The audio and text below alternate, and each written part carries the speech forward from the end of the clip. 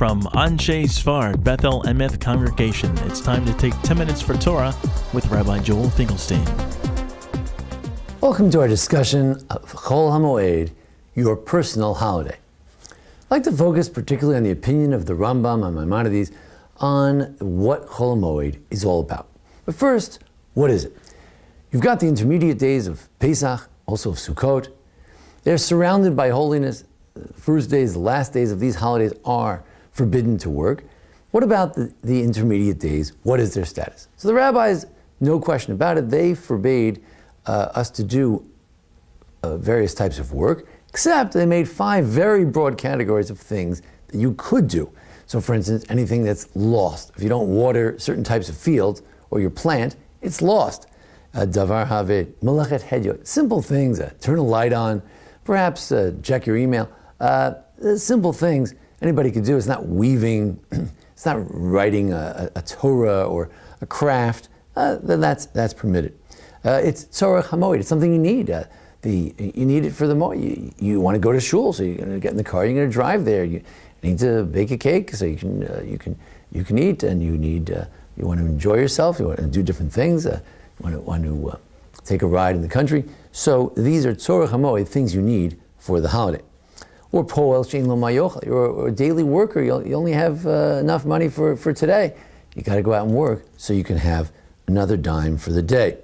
And finally, tzorech rabim, it's for the communal need. You need to fix the sidewalks. You need to fix the mikvah, eruv. These things can clearly be done. So using all those rubrics, it's not extremely restrictive, but let's say if you were weaving a kippah or something for after the holiday, that would not be something to do now. If a special project you want to work on for later, that would not be something to do for now. If you can take off these days, that's really great. But the question is, where does this come from? In the Torah, it clearly says the first days cannot do any work. The last days cannot do any work. The last day, the first day. But where do we get this idea of having some sort of prohibition of work during the intermediate days? So the Tosfot, based on one line in the Talmud, says it's clearly just a rabbinic institution.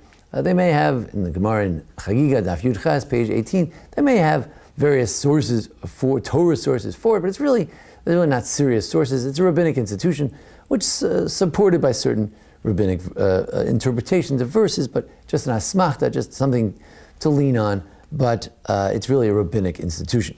The Rush, picking up on another line in the Talmud, says, no, it's a Torah law.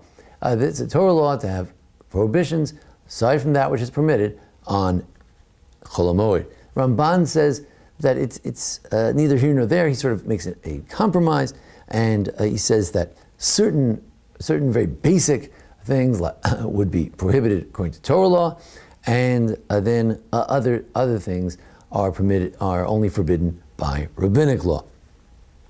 But it's the Rambam's opinion I wanted to focus on. So what does the Rambam say? Firstly, he does say it's midivrei sofrim. It's a rabbinic law. The word divrei sofrim, sometimes subject to much discussion of what it really means, but probably it's just the Hebrew translation for the word midrabanan, the Aramaic expression, that it is a rabbinic law. But nonetheless, he says, well, after all, it's called a Shabbaton. It's called some sort of Sabbath. And why? Because it's Mikra Kodesh. Because the Torah says, Elahem Moadai, Elahem Mikra Kodesh, Shetikrotam Moadai. It talks about the holy convocations, and it includes the whole Pesach, the whole Sukkot. So it seems that these are also holy days, as one of the rabbis in Chagiga, Yud Ches, mentioned. And then he gives another reason, very intriguing. He says, and Vayera Yizman Chagiga B'Mikdash. And it's a time of your personal Chagiga. Every person was obligated to bring a Chagiga, a festival holiday, a festival sacrifice. If you could bring it on the first day of Yontif, if it didn't fall on Shabbos, or according to different opinions, whether it falls on Yontif, or if you you couldn't box your way into the front lines on the first day, you could bring this sacrifice any day of the week, all the 7 days. So since it's already your personal Yontif, so then you can't do any work. What is this idea of your personal Yontif? Well, people used to bring they used to donate wood, and on that day it was their Yontif. It was their personal Yontif. even after the temple was destroyed, it was their personal yontif. That your family had the custom for generations of bringing wood offerings to the Beit HaMikdash to supply the wood for the altar. On that particular day in the summer or whenever it was, that on that day you cannot do work in sort of a generic sort of form like we described before. For instance, the Kohen Gadol had a great yontif on the day when a miracle happened to him, or he got out of on Yom Kippur. Now, the question is, why doesn't the Rambam say, well, since you have the musaf, you have the additional sacrifices, so that's why it should be forbidden in work? Well, every day there are Jewish sacrifices. There's a korban tamid, a communal sacrifice every day. Says the Or Zarua, a medieval German or Viennese rabbi, he says, no, the Torah says you should work. The Torah says that you should haneg bahem min derech eretz. You need to go out and work. Today, Daf Yomi, yesterday, we talked about the obligation of a husband, an aflach. A person has to work, but when you have a personal korban, on those few days when you personally bring a korban, you bring a sacrifice, or you might bring a sacrifice, or it might be a day in which you could bring a sacrifice, or you're supposed to bring a sacrifice, even though you only bring it once, but you could bring it today, tomorrow, any of the days of Chol Hamoed, of the intermediate days. Therefore, it's your personal yontif, and that's forbidden. The commentaries say that perhaps the Rambam gets this from the Jerusalem Talmud, because the Rambam also mentions regarding Erev Pesach, the eve of Passover, where we say that the eve of Passover, the Erev Pesach after noon, since that's the time to bring the Paschal lamb, your personal sacrifice. It's sort of a korban yachid. It's your individual sacrifice. Therefore, it is a time. He says as follows: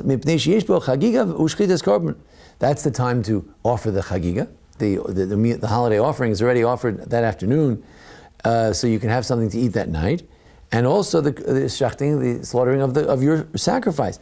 So, and that's what the Gemara, the Yerushalmi, the Jerusalem Talmud in Pesachim says, that the reason there's a custom to have no work in a general form on the eve of Passover is because it says here, because if someone says Harei alai eitzim lemizbeach, if you say, I'm going to vow some wood for the altar, then asur behespeh v'tainus v'asiyas malacha.